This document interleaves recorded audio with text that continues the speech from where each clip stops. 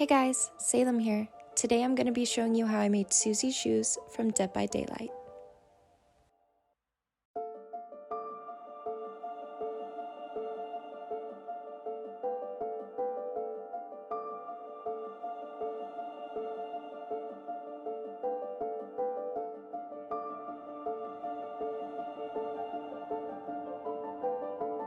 Alright guys, let's get started. You're going to need a pair of knockoff Chuck shoes. I got these on Amazon. I think they were like $20 or $21. First thing that you're going to want to do is remove those laces. Next, we want to go ahead and put tape on the sides and the toe area of the shoes.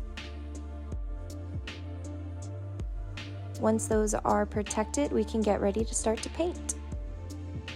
Here I have all the items we're going to be using, some brushes, some water, the base colored paints. Here I am mixing up all of my paints to kind of get the color I want. I started up on the bib of the shoe, just going through, making sure to get some of the inside, making sure you use a good amount of water so that it soaks into the sides and into the canvas. Make sure you're not just globbing paint on there because it will begin to dry and crack, and you definitely don't want to do that. It's all about layers. And this is what our shoe's like after our first layer has dried. Susie's shoes are a little bit more of a bluish green than just a green, but I wanted to put the green base down initially. So after I repainted it with the bluish green that you guys just saw, this is what they looked like. Now we're going to go ahead and take those laces from earlier, and I used some black fabric paint and some gray paint, and I mixed it together in a bowl of water because we're not going to directly paint the laces. Just mix it up, kind of make the water all muddy and dirty, and then dip your laces in, making sure to fully submerge them in the paint water. Once you know they're good and saturated with the color that you like, go ahead and squeeze all of the paint out of them, but don't rinse them off because it will actually take all of the color. Let them sit and dry like this. Let's get started on some weathering. Taking some black fabric paint and a very stiff brush along with some water. We'll start by going around the edges with our paintbrush, making sure to really rub it in and to get it nice and dirty. We are going for more of a cartoonish video game look, so keep that in mind as you work outside inward.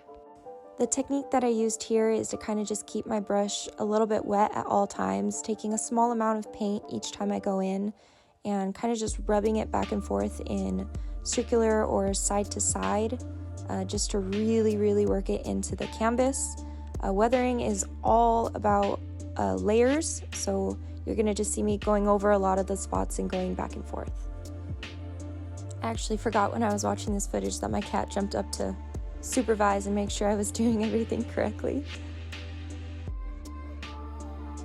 Remember, there's really no wrong way to weather. You just kind of want to think realistically, like where would this get dirty?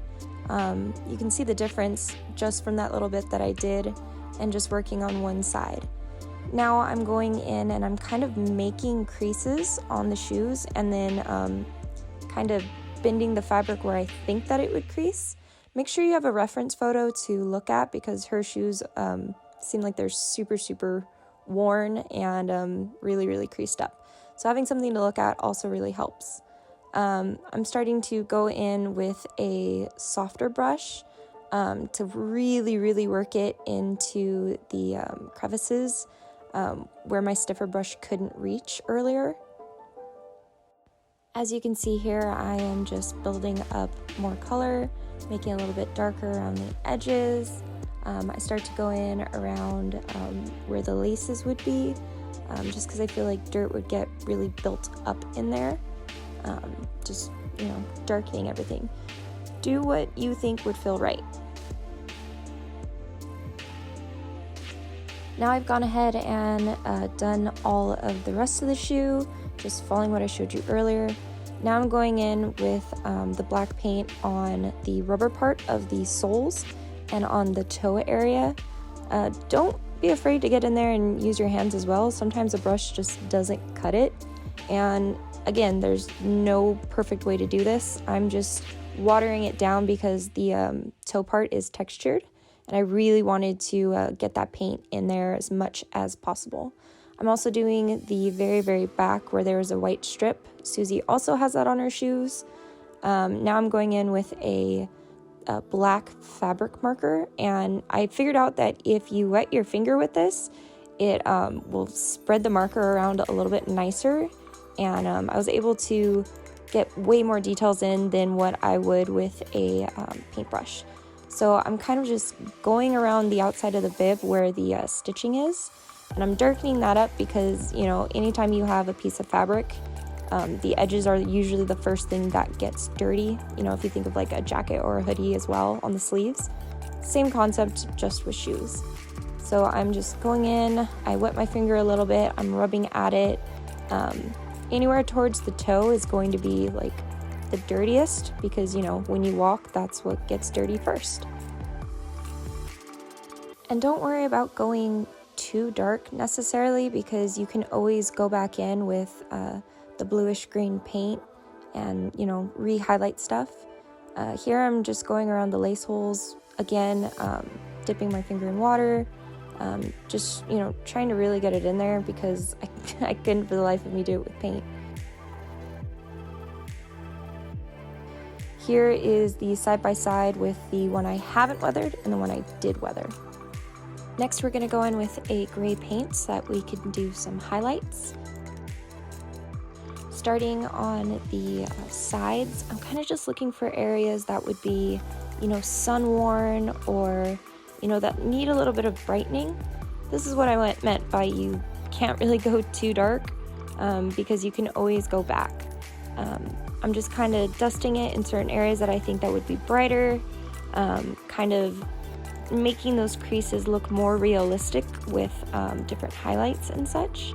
And I do want to apologize. I thought that I got footage of me using the white to highlight even more, but I did not. I'm very sorry. Now I'm going in with some sandpaper, and I am roughing up all of the laces, trying to make them look not brand new. See how there's a little bit of fuzzies on them. I'm also going to rub the back areas where any of the edges are, like I was talking about earlier with sweaters. I'm really just trying to rough up that fabric. Kind of do whatever you want, whatever works for you to make it not look so nice. That's what we're going for here. Make sure you hit where all of the stitching is as well. It'll really, really give it that worn out effect, and all of the edges. Yay for more weathering! This is called zombie dirt. It is a dust-like powder. It will get everywhere. Please be careful if you use it. Add some water to, you know, make it kind of look like mud or dirty asphalt water, as I like to call it. Here I'm just kind of flicking it, seeing like realistically. I'm kind of letting it like puddle a little bit so that when it dries, it's a more organic shape. Susie does not tie her laces, so make sure you're getting the ends of those nice and dirty as well. Now we're gonna go in with some fake blood. As you can see, it kind of is pinky, and I really, really don't like that because it will dry pink. Go ahead and add in some paint, mix it in with a little bit of brown, and then also mix it in with that fake blood. That is a shape, so we're gonna ignore that. Using the same technique with the zombie dirt, I just flicked it, put it where I thought it would get dirty, and this is how it turned out. Kind of just do you. Last but not least, we want to go in and spray everything with a clear matte finish to seal everything up. And there you have it, guys. Our shoes are done.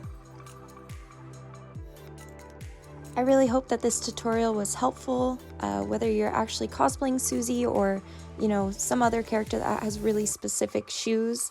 I hope you guys were able to learn something. Please let me know what you guys thought in the comments below, and don't forget to like and subscribe. This is the first in a series for the rest of Susie's cosplay.